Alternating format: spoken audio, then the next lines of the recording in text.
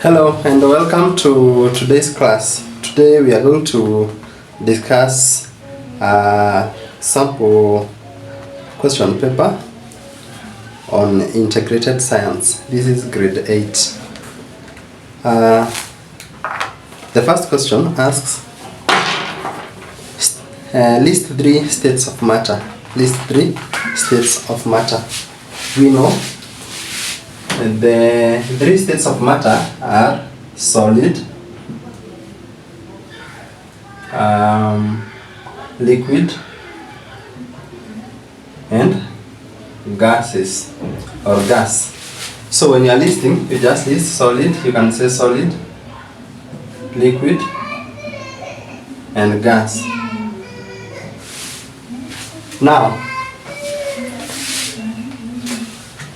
before we answer the next question, it is important when you're revising to look at possible questions that can come from a certain area, so that next time when you study, you are prepared to answer any question around that topic. A possible question that can be asked is to mention this process. Mention this process. When a substance turns from solid to liquid, that process is called melting. This is melting. What about when a substance turns from liquid to gas? It's called evaporation. Evaporation. This process can also have a reverse movement. A substance can turn from liquid to gas, liquid to solid, and also from gas to liquid. What is the name of these processes? Liquid to solid. That process is called freezing. Freezing. What about when a substance turns from gas to liquid? That process is called condensation. Condensation.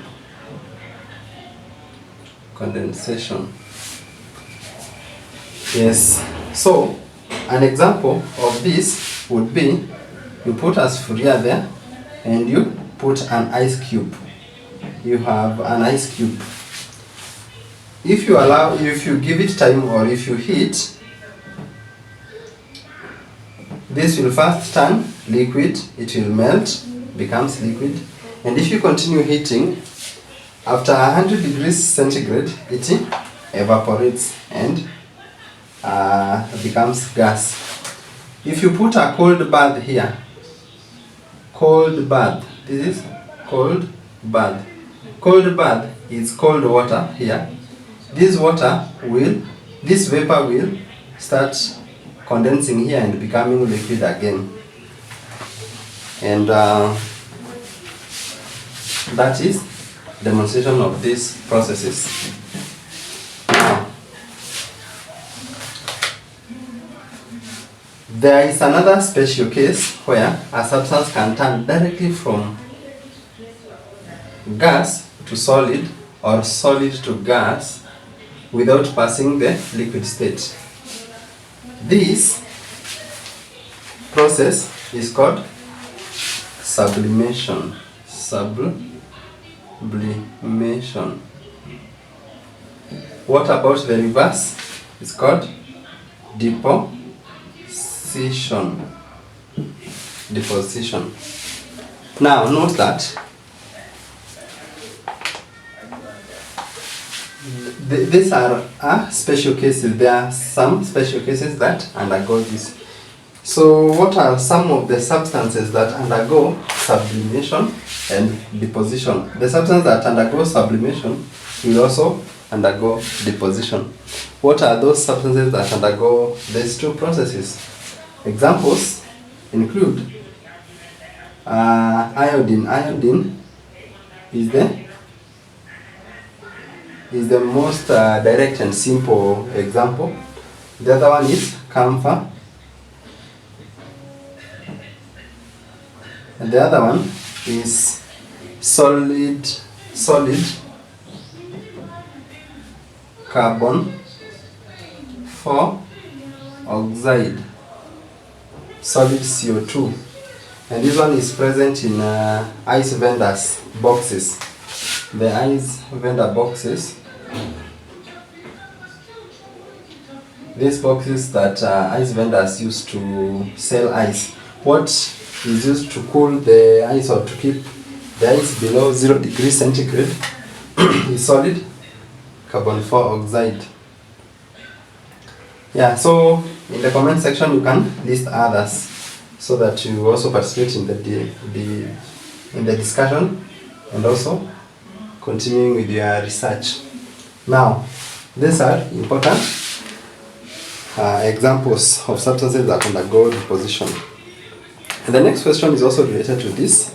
It asks, identify two properties of gases. Two properties of gases. These gases, what are their properties? So, for that question, we need to identify properties of all this. We say matter is a substance that has mass and occupies space. So, note that all solids, liquids, and gases have mass. There are a few students I have met and they say, no, gases do not have mass. Gases have mass. If you take a ball and you continue pumping it with gas and weigh it, before you pump with the gas and then you weigh the difference after you have pumped the gas and you weigh the difference, you realize that as you continue to pump, you are adding weight. Even just by lifting, you will feel. So, all these occupy space and have mass. Others were also saying gases do not occupy space. It is important to understand what occupying space means. There is no vacuum. If you look at a ball or a balloon, inside there is something there. Yes, so even if you do not see the gas is colorless, note that it occupies space. So, spatial characteristics other than occupy space and has mass, solids have fixed or definite shape. This liquid and gas have indefinite or non-fixed shape. The same with this indefinite shape. You can also say they check the shape of the container. They both check the shape of the container. Solids do not check the shape of the container. The other thing is about volume. The volume. These ones have fixed volume. These ones, gases, can be compressed. Liquids are slightly compressible. Note that solids, they have their particles that are tightly packed. These ones have some slight distance between them. But you look at gases, their particles are far apart, and which allows them to be compressed. For example, when you take a football, a ball, and you continue adding more gas, there is a certain volume it reaches the maximum, but in terms of capacity, but you can continue adding more gas, meaning you are adding more gas to the same space. Yes, so this is, you can compress this. Not easy. Again, another demonstration is that if you take a balloon,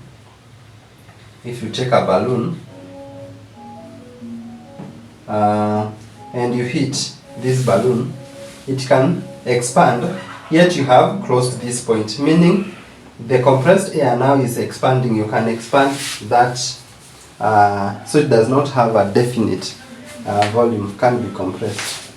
This one slightly, very slightly. So this one is highly compressible. So those are, they had asked about properties of gases. You are supposed to say indefinite shape and can be compressed or highly compressible.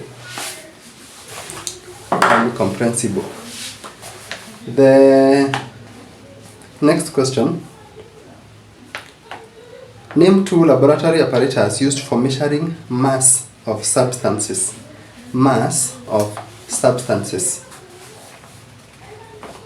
1.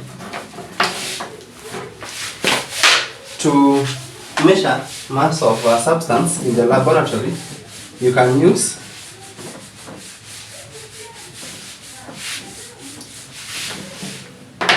weighing balance.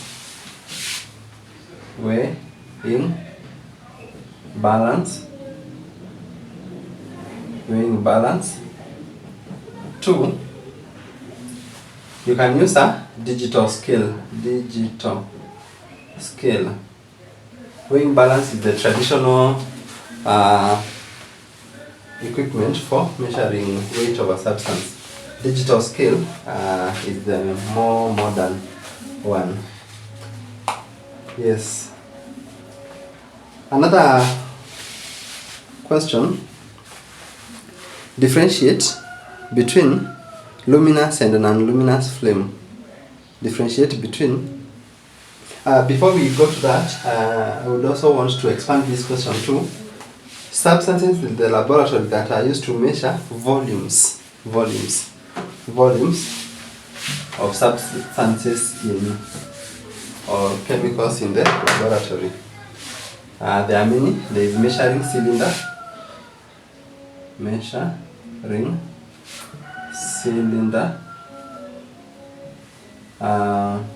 There is a volumetric flask. Because it is labeled, you can just measure up to the mark. You can use a pipette. You can also use a burette. You can also use a syringe. Syringe ni ile sindano ile ya hospitali. If you remove the needle, that syringe is used to measure volumes. And actually in the hospital they use it to measure volumes because it is calibrated. Now I wanted also to add that these 3 are used to measure accurate. If you are asked apparatus that are used to measure accurate volumes of liquids in the laboratory, this 3 is what you are going to list. Don't list the rest. Just list this 3. Why do they measure accurate? This one is to estimate. This one accurate because they have a narrow end where it is calibrated. For example, the burette looks like this.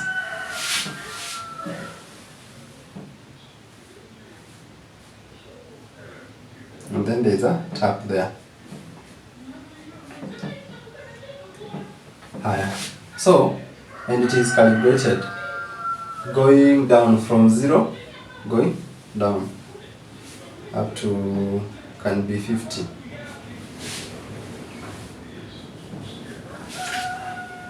So that when you measure from here to here, when you allow the liquid to go, you can be able to measure the difference. Or from here to here, you take this minus this. The other thing, so you see this is narrow. When you look at other things like measuring cylinder is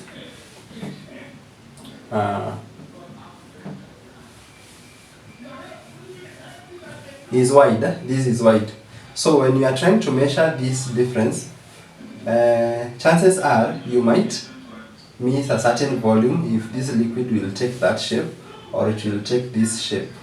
You are going to make a very big guess.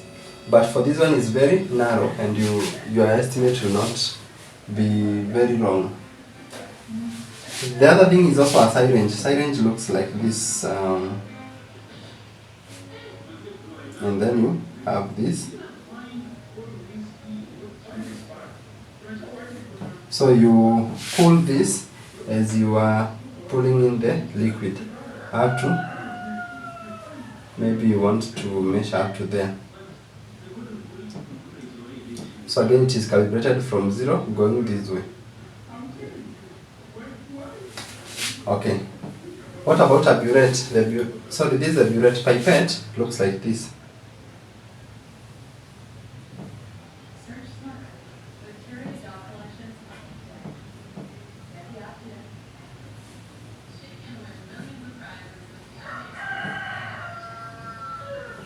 Note that it has a wider center, but at the end here you can have a 25 centimeter cubic burette.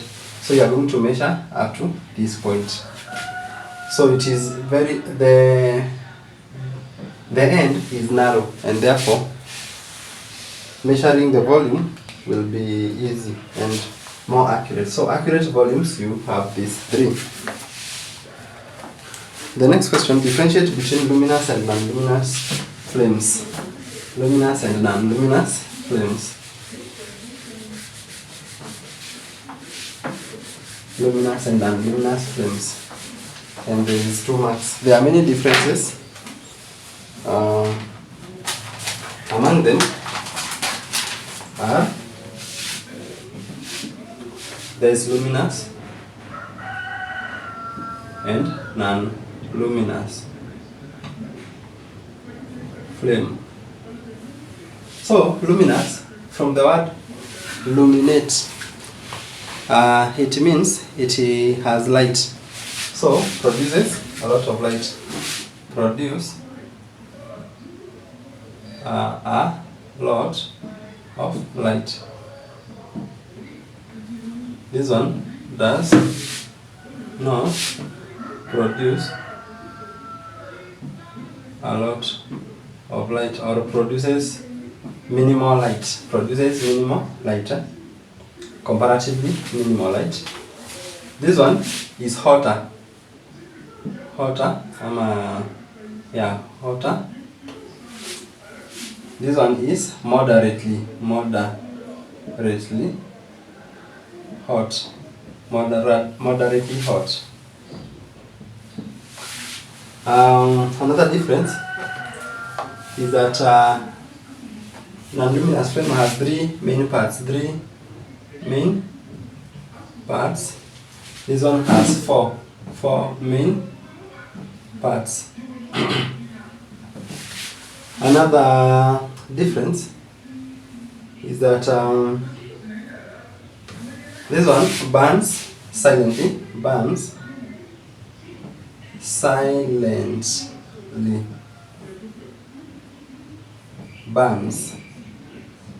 silently. This one burns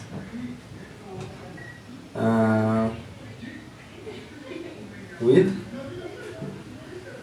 a lot of noise, or noisily. So there are these 4 differences. However, somebody else would also want to say this one is produced when the air hole of the Bunsen burner is open. Air hole of the Bunsen burner is open. This one when the air hole of the Bunsen burner is closed. We can also add that this one produces soot. Produce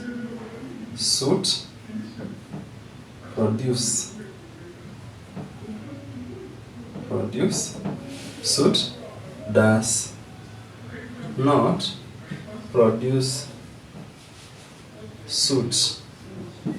Does not produce soot.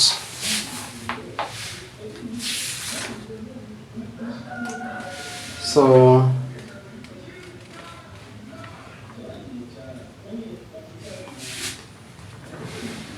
the next question, Alice accidentally poured some drop of blue ink into a basin full of water.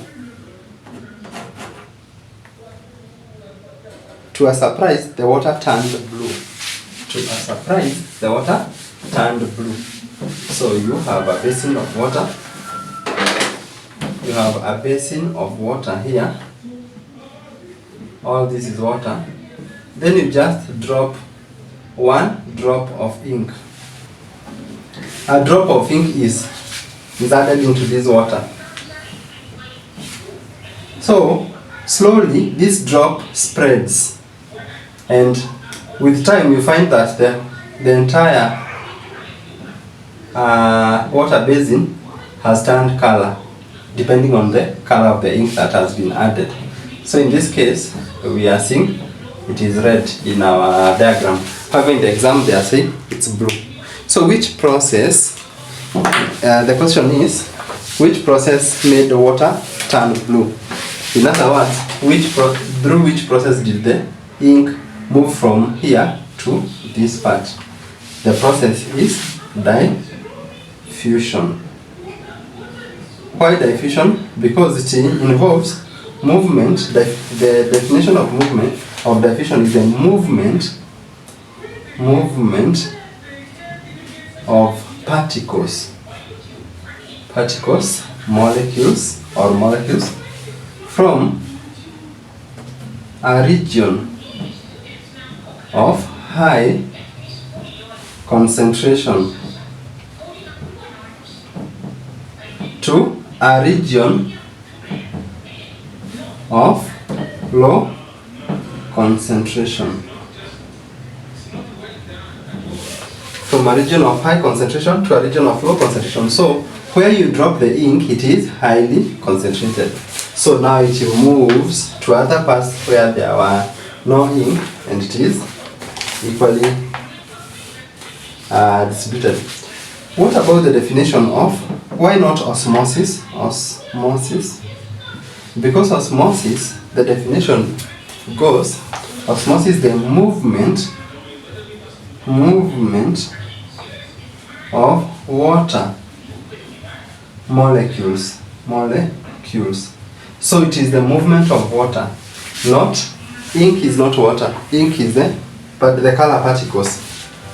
Movement of water molecules from a region of high concentration to a region of low concentration through a semi-permeable membrane. A semi-permeable membrane. Through a semi-permeable membrane. So osmosis will occur in cases where you have a whisking tubing, and maybe water moves into the whisking tubing, which was shrinking, and then you start seeing that it has budged. So if water gets into that whisking tubing, that would be osmosis. It is important to understand these two because they are very important. There's also another definition that you might learn a little later called active transport. Active transport is the opposite of diffusion. Where diffusion cannot occur, particles move from a region of low concentration to a region of high concentration using carriers. This one requires carriers. So that one is specific in biology. These two, special diffusion is also present in the physics part of integrated science or senior school. Explain how the process you have stated in A above occurred. This is how you are supposed to say that when the ink drop was put in water, ink particles moved from a region of high concentration in the ink drop and started spreading to regions of low concentration in the water until the ink was uniformly distributed in the water, or a state of equilibrium. Equilibrium was achieved.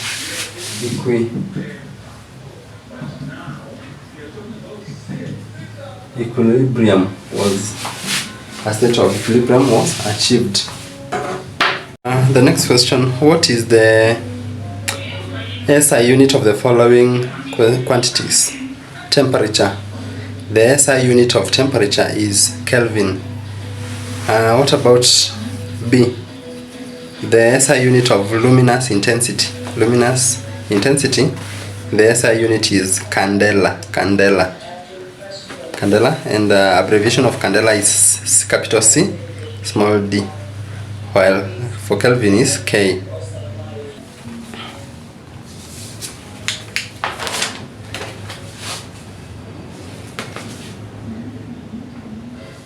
You are asked to define the following terms as used in integrated science. Define the following terms as used in integrated science. Term number 1 is element. Element. This one we have answered it in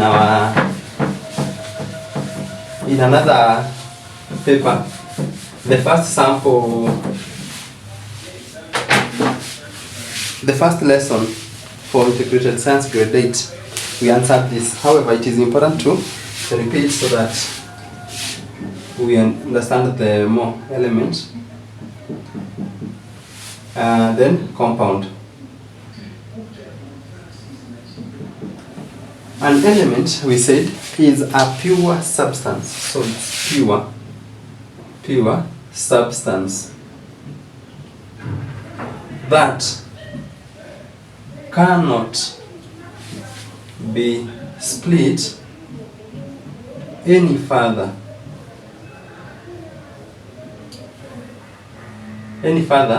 into its constituents through or just split any further through any chemical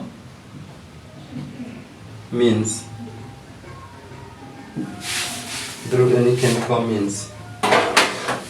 What about a compound? A compound is a substance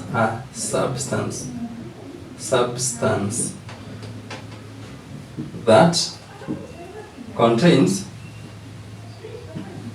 two or more elements that are chemically combined in a fixed ratio. So a substance that contains two or more elements that are chemically combined and in a fixed ratio.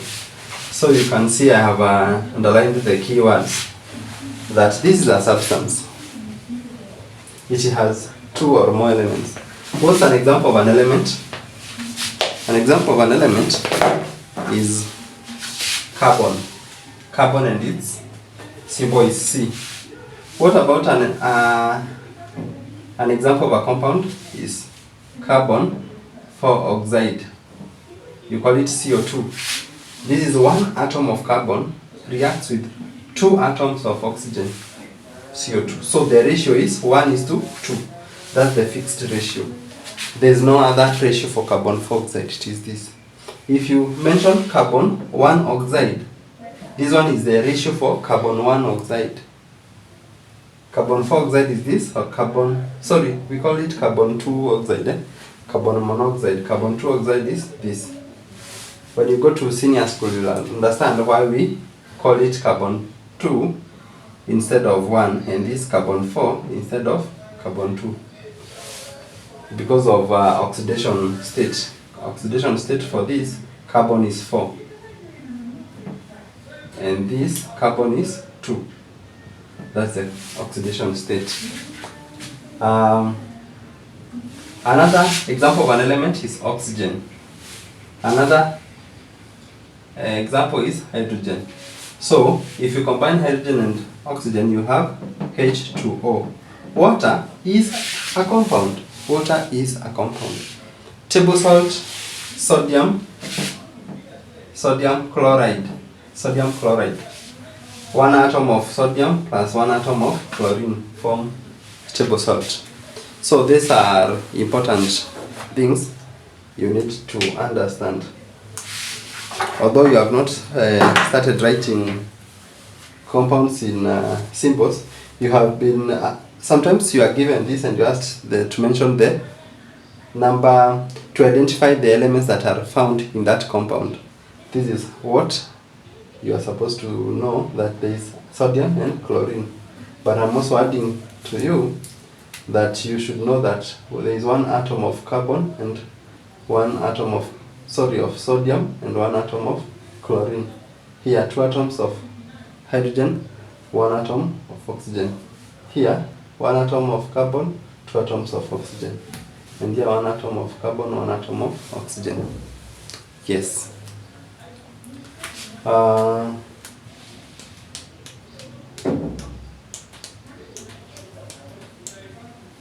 Yes, so we can look at the next question.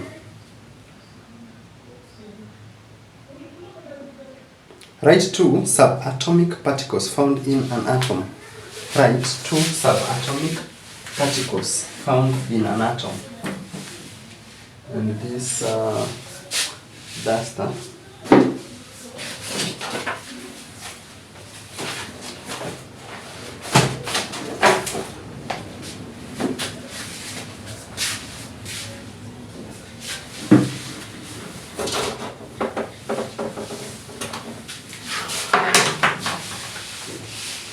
Subatomic particles found in an atom.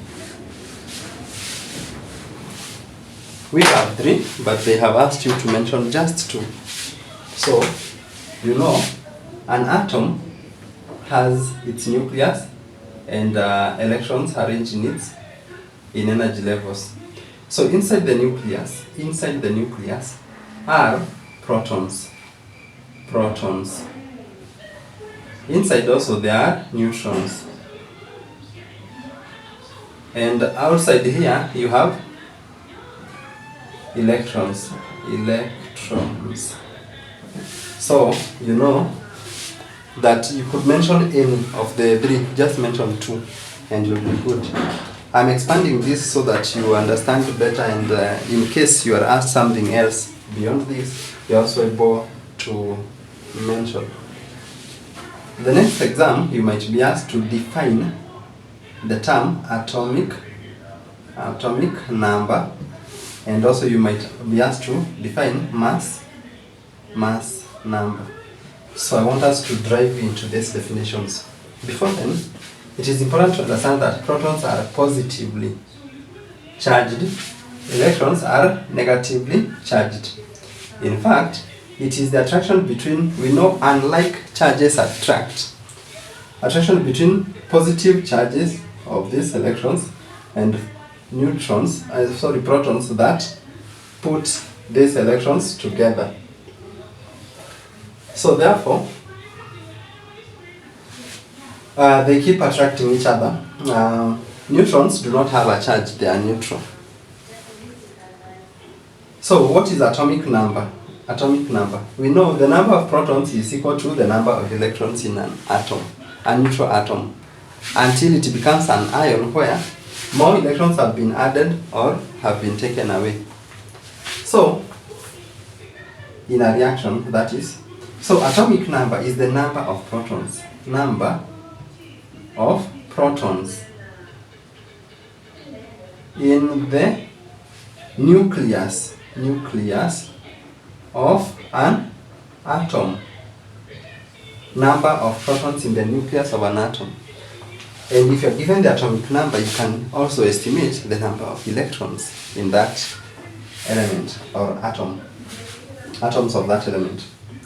What about mass number? Note that electrons do not have mass. Electrons do not have mass.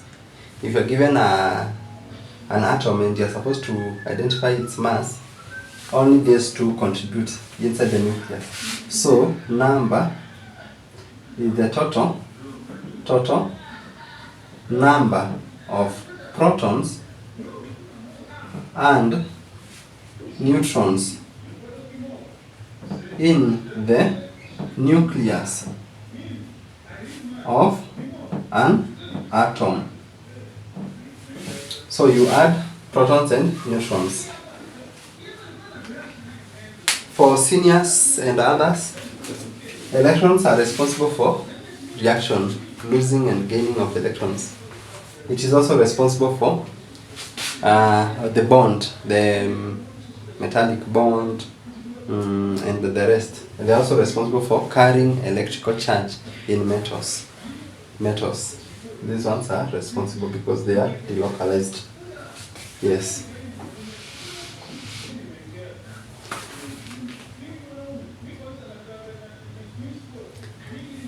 So you could have mentioned either of these three, just two. Because the last question, write the symbols of the following elements. You are asked to write the symbols of the following elements: calcium and carbon. Calcium and carbon.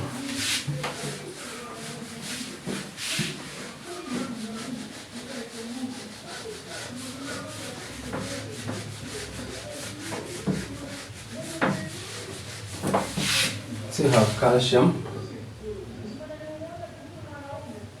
and carbon. So the symbol for calcium is Ca. What about for carbon? It's C.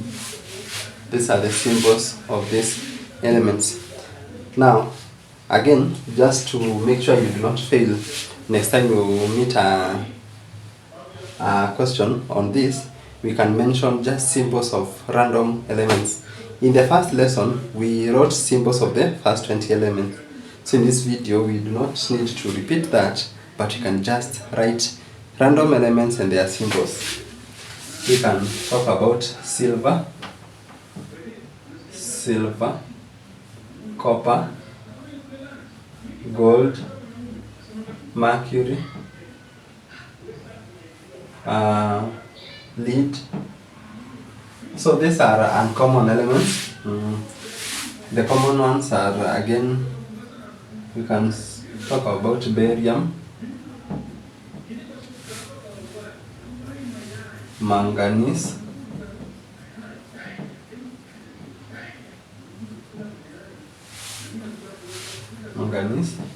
we can talk about iron, we can talk about oxygen,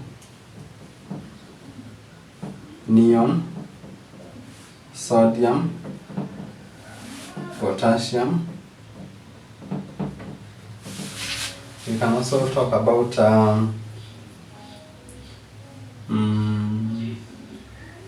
argon, magnesium, silicon, sulfur, fluorine, chlorine, iodine, bromine. So these two are outside the first 20 elements. And I've also seen you being asked about silver, gold and the rest, and therefore that is why I have included them, because these are important elements. So the symbols for iron is Fe. Sorry. Fe. Oxygen is O. Neon is Ne. Sodium is Na. Potassium is K. argon is AR, magnesium is Mg, silicon is Si, silver is Ag, copper is Cu, gold is Au, mercury is Hg, lead is Pb, barium is Ba, manganese is Mn, sulfur is S, fluorine is F, chlorine is Cl, iodine is I, bromine is Br.